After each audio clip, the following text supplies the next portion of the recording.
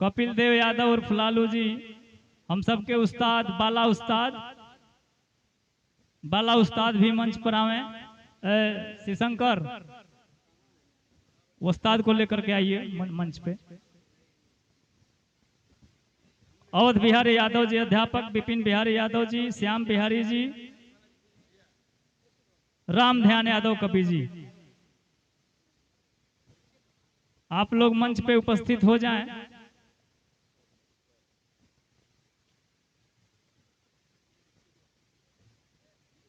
हम सबके वरिष्ठ कवि आदरणीय राम सोज कवि जी की लिखी हुई पुस्तक का विमोचन हमारे वरिष्ठ कवियों के हाथों संपन्न होना है।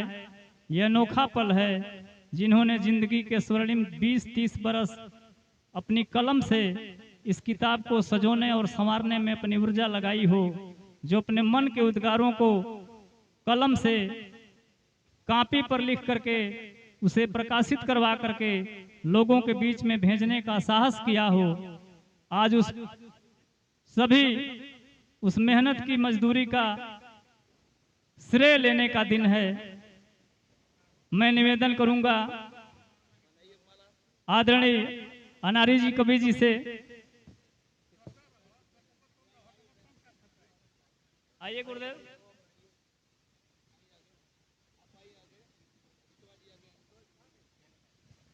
आइए गुरुदेव। मितवा जी, पुस्तक का विमोचन आदरणीय राम सोज कवि जी की लिखी हुई पुस्तक, जिस पुस्तक का नाम है, आदरणीय मितवा जी कुछ बोलना चाहते हैं।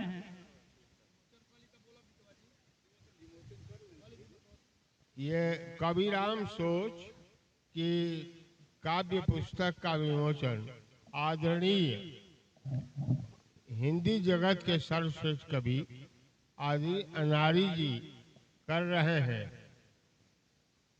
क्या नाम है आपकी कविता का?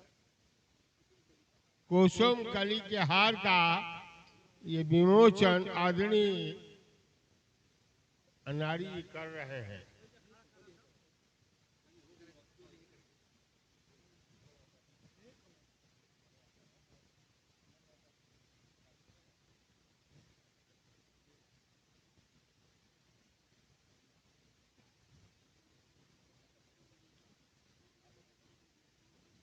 ये कुसुम कलीन के हार पुस्तक का विमोचन हमारे वरिष्ठ कवियों के द्वारा, हमारे प्रधान गायक आदरणीय ओम प्रकाश सिंह यादव जी के द्वारा ये संपन्न होने जा रहा है। और की तबीयत हो, एक जोरदार ताली बजा करके हमारे कवियों का और हमारे आज के इस कार्यक्रम के मुख्य गायक आदरणीय ओम प्रकाश सिंह यादव जी का और इस पुस्तक के लेखक आदरणीय राम सोच कवि जी का आप उत्साहवर्धन करें। हम तो हटिए जाता नहीं भाई, केने केने वो गीतिया गावा सजे केकर मनवा राखी अकेले जियरा। कुसुम कलीन के हार पुस्तक का विमोचन संपन्न होता हुआ, जिसमें ताली बजा करके आप जोरदार स्वागत करिए। इस पुस्तक में तमाम तरह की गीतें हैं, जेकरा जवन लेवे के बाद जर बुखार से लेके असाध्य रोग के दवाई किताब में लिखल बा। जे जवना विधा से गावे के चाहू उस विधा से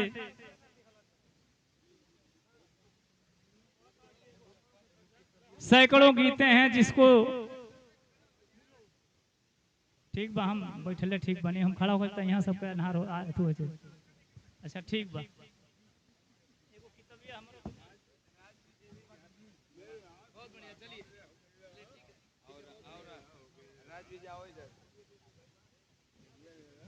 हाँ शंकर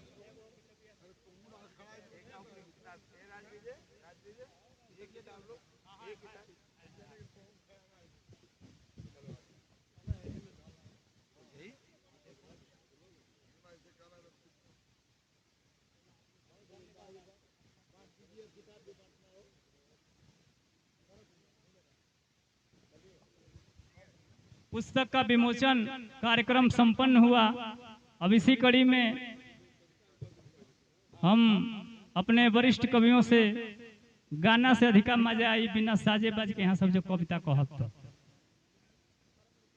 ध्यान से आप सब लोग मंचासीन बैठ जाएं।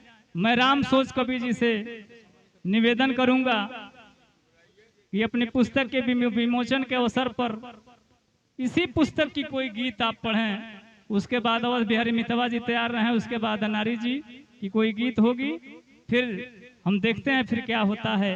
आदरणीय राम सोच कवि जी, सम्मानित मंच और मंच पे उपस्थित हमारे पूजनीय गुरुदेव कविगण, आप सबसे निवेदन करता हूं कि आप लोग अपने अपने स्थान पर बैठ जाएं। हाँ, इसके बाद हम सम्मानित करवा देते हैं गुरुदेव। इस पुस्तक से ये कविता ध्यान दें, आजादी के इतने वर्षों के बाद भी हम कहां पहुंचे हैं। एक वह मन जो व्यथित है आजादी के नाम को सुनकर कूदता है, उसकी आवाज है। ये आजादी से बोलो हमें का मिलल, ये आजादी से बोलो हमें का मिलल, कोही तहियो रहे अजियोना खिलल। ये आजादी से बोलो हमें का मिलल। तो यह मलने की गोरन का शासन रहे, तो यह मलने की गोरन का शासन रहे, तब वो देशों में सस्ता तो राशन रहे, इतना महंगी तो ना रहे।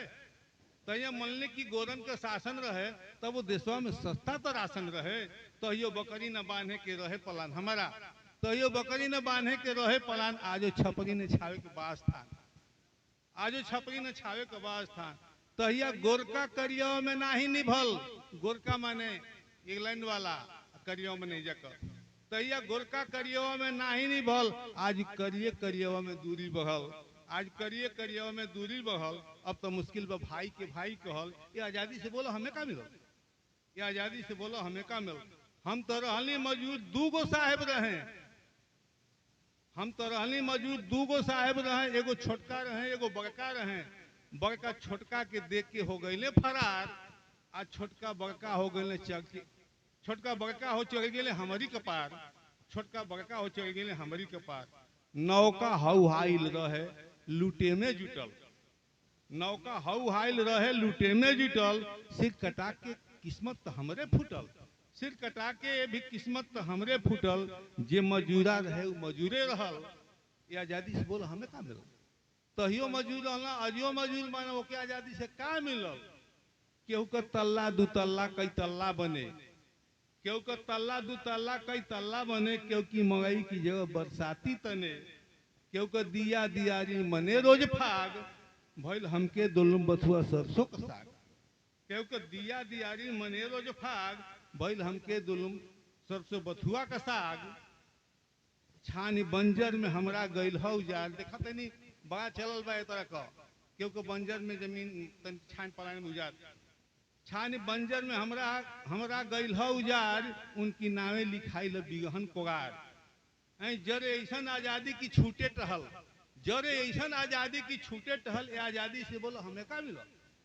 हक भाई का कबले दबावल जाई, लोरी गागा के कबले सुतावल जाई। हक भाई का कबले दबावल जाई, लोरी गागा के कबले सुतावल जाई। फूटी ज्वालामुखी क्रांति होइबे करी, फूटी ज्वालामुखी क्रांति होइबे करी।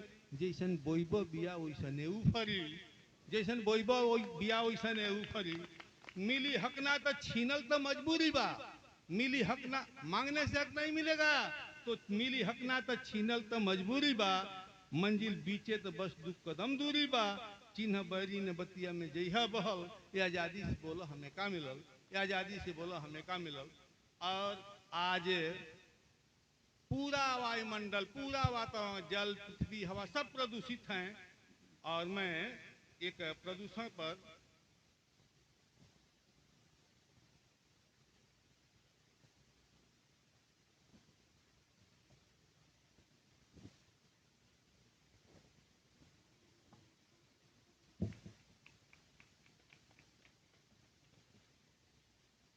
ललन बाबू, आप मालीपुर एक विद्यालय के प्रधानाचार्य हैं, धन्यवाद।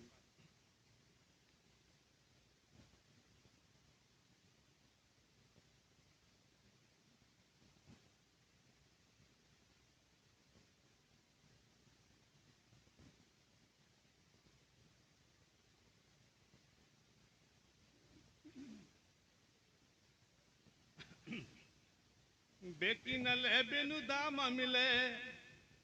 समाज की ये आदत है कि जो चीज फ्री में मिल जाए तो उसके लूट मच जाएगी, उसका भाव हम नहीं जाने, कीमत नहीं जाने। बेकी न ले बिनु दाम मिले, अनमोल न होकर मोल लगाई।